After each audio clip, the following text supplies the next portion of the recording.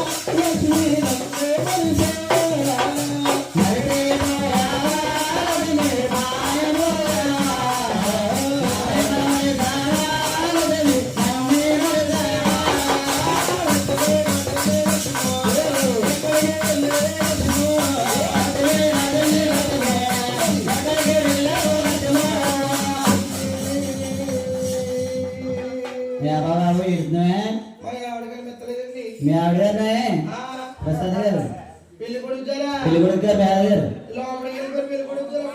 మీ ఆవిడ వెళ్ళినామని పురుషుదా